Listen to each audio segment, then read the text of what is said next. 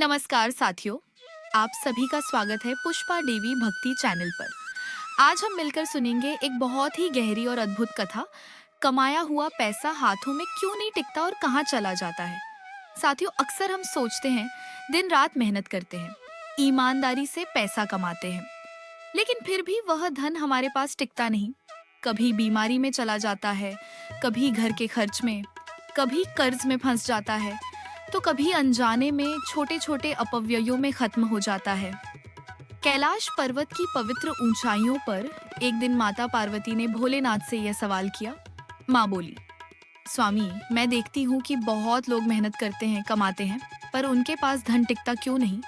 भोलेनाथ मुस्कुराए और बोले, देवी, केवल कर्म से यह नहीं तय होता, यह हमारी आदतों, सोच और जीवन शैली से भी जुड़ा है। आओ, मैं तुम्हें 3 भाइयों की कथा सुनाता हूँ, इनसे सब समझ में आ जाएगा। धरती पर एक नगर में 3 भाई रहते थे। सबसे बड़ा भाई सत्यवान, दूसरा मिथिलेश और तीसरा मोहन। सत्यवान ईमानदार था, संतोषी था और हमेशा दूसरों की मदद करता था। वह जो भी कमाता, उसका कुछ हिस्सा घर पर खर्च करता, कुछ बचा कर रखता और कुछ दान भी करता। सत्यवान का घर साधारण था, लेकिन उसमें प्रेम और शांति थी। परिवार भगवान का स्मरण करता और जरूरतमंद की मदद करता। एक रात माता लक्ष्मी सत्यवान के घर पहुंची। उन्होंने घर में दीपक की ज्योति देखी, भक्ति और संतोष का वातावरण देखा। माता प्रसन्न हुई और बोली, जहाँ संतोष, सेवा और सद्गुण है, वहाँ मेरा स्थायी वास होगा। सत्यवान के घर में धन आया और टिकता भी रहा। साथ ही उसका जीवन खुशहाल और सम्मानित बना। अब बात आती है दूसरे भाई मिथिलेश की। वह लालची और दिखावे का शौकीन था।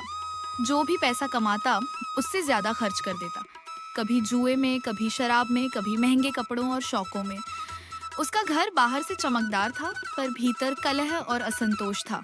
जब माता लक्ष्मी वहां पहुंची, तो उन्होंने अपव्यय और व्यसनों को देखा। माता बोली, जहां लालच और घमंड है, वहां धन टिकता नहीं। सचमुच कुछ ही दिनों में मिथिलेश भारी कर्ज में फंस गया। उसका धन चला गया। लक्ष्मी माता रूठ गईं। अब तीसरे भाई मोहन की कहानी सुनिए। मोहन मेहनती और ईमानदार था, लेकिन उसके पास पैसा टिकता नहीं। वह दिन रात काम करता, पर उसका धन बार बार कहीं ना कहीं चला जाता। कभी घर में बीमारी, कभी मरम्मत का खर्च, कभी दोस्तों और रिश्तेदारों के दबाव में खर्च, कभी बिना सोचे समझे छोटे छोटे खर्च। मोहन ने कभी बचत नहीं की, कभी योजना नहीं बनाई। उसकी मेहनत का फल अक्सर व्यर्थ चला जाता। माता लक्ष्मी ने मोहन के घर कहा, तुम मेहनती हो, पर विवेक और संयम के बिना धन नहीं टिकता। जैसे छेद वाले पात्र में पानी ठहरता नहीं, वैसे ही विवेकहीन मनुष्य के पास लक्ष्मी ठहरती नहीं। भोलेनाथ ने माता पार्वती को समझाया, देखो देवी, इस कहानी से मनुष्य सीख सकता है। सत्यवान से संतोष, संयम और दान से धन स्थायी होता है। मिथिलेश से लालच, व्यसन और दिखावे से धन नष्ट हो जाता है। मोहन से मेहनत जरूरी है, पर योजना और विवेक भी उतने ही महत्वपूर्ण है। धन एक शक्ति है, यदि इसे सही दिशा में लगाया जाए, संयम, बचत, दान और सेवा में, तो ये स्थायी सुख देता है। लेकिन यदि इसे व्यसन, दिखावे और अनावश्यक खर्च में लगाया जाए, तो ये पल भर में चला जाता है। माता पार्वती ने कहा, अब मुझे समझ में आया, स्वामी, केवल मेहनत ही नहीं, विवेक और संयम भी जरूरी है। जो लोग मेहनत के बाद भी धन खो देते हैं, वे अक्सर अनजाने में गलत रास्तों में फंस जाते हैं। पर जो धन का सही उपयोग करते हैं, उनका जीवन सुख, सम्मान और शांति से भरा होता है।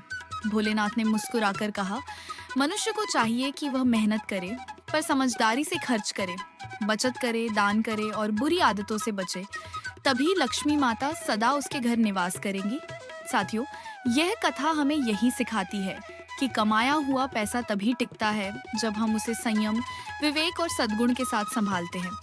अन्यथा चाहे कितना भी कमाओ, वह हाथों से फिसल जाता है। तो साथियों, मेहनत के साथ संतोष, दान और संयम को भी अपनाइए। जय भोलेनाथ, जय माता पार्वती, जय माँ लक्ष्मी। और मित्रों, यदि आपको ये कथा अच्छी लगी हो, तो पुष्पा देवी भक्ति चैनल को सब्सक्राइब करना ना भूलें।